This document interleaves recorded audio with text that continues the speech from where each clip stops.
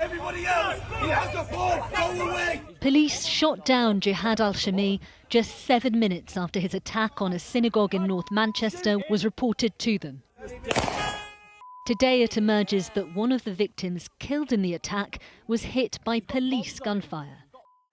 Greater Manchester Police Chief Constable Sir Stephen Watson said a pathologist had provisionally determined that one deceased victim had a gunshot wound, but that the attacker, Jihad Al-Shamie, is not thought to have had a gun. In a statement, he said, "It follows, therefore, that subject to further forensic examination, this injury may sadly have been sustained as a tragic and unforeseen consequence of the urgently required action taken by my officers to bring this vicious attack to an end. We have also been advised by medical professionals that one of the 3 victims currently receiving treatment in hospital has also suffered a gunshot wound, which is mercifully not life-threatening." Police believe both victims were stood close together behind the synagogue door as worshippers tried to barricade the entrance from Jihad Al-Shamie.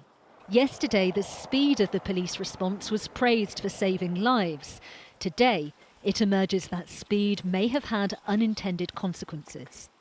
This picture of Al-Shamie showing him wearing what police believed to be an explosive device explains their urgency. The 2 killed during the course of Al-Shamie's attack have now been named as 53-year-old Adrian Daulby and 66-year-old Melvin Cravitz. He was a very good neighbor and like our family. Sometime our washing is outside. He used to come and knock on our door and he used to say, "Oh, your clothes are outside and it's raining, take them inside." He had the common courtesy for everybody, irrelevant of your race, religion, creed. And to be honest with you, that's the majority of the people around here.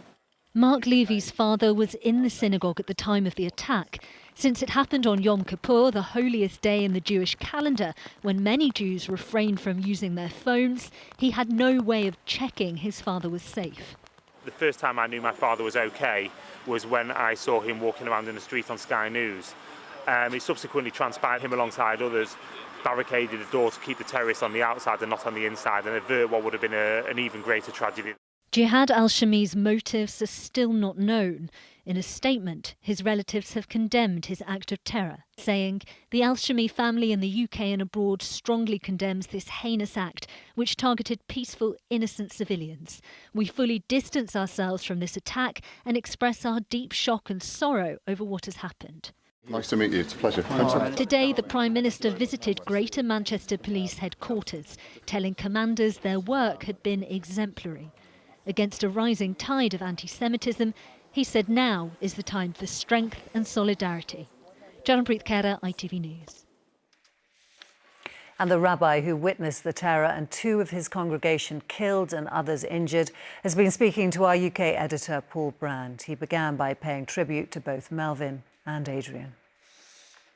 Adrian was the kindest man. He was there every single Sabbath festival. He always read at the same time. We always had such a nice conversation. And he was just so tremendously brave on that day. He ran to shut the doors at the front and at the back. I always knew he was a very, very special man. And on that day I saw what a special man he really, really was. He really was a hero.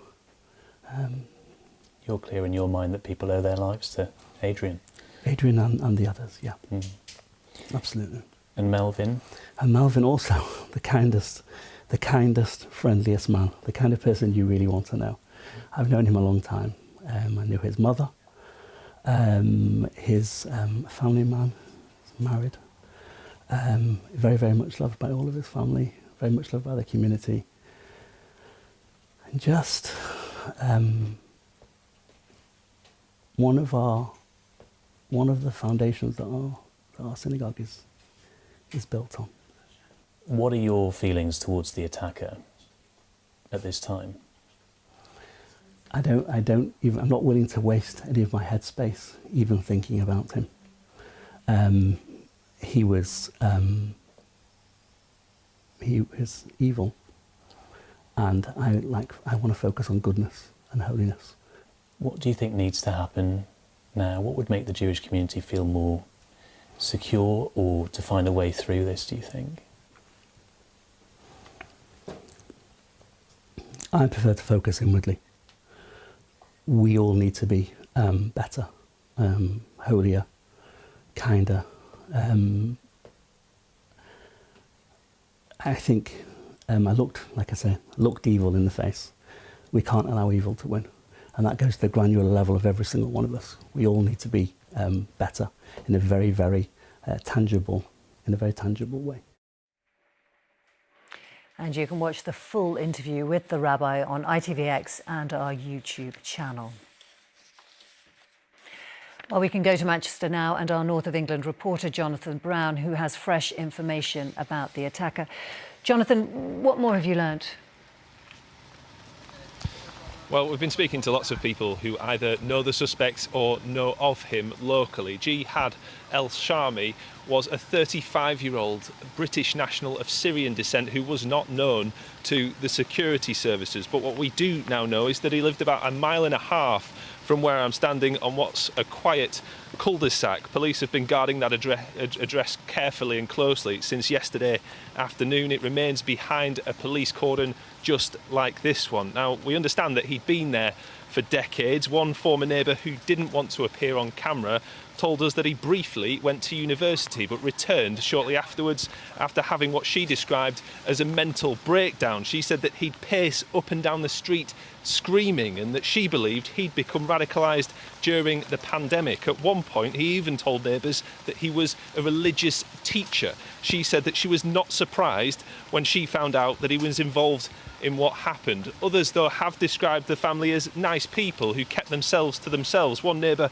told us that they recognised the black car that was involved in the attack as being Al-Shamie's and that they were shocked that a member of what's a peaceful and diverse neighbourhood would do something like this. Now, of course, the news that one of the victims in yesterday's attack died after being hit by police gunfire has added yet another layer of tragedy to what was already a horrific event. Communities like this one have a lot to consider and process right now. Absolutely. Jonathan, thank you. Police arrested 40 people after clashes with officers at a pro-Palestine protest near Downing Street last night.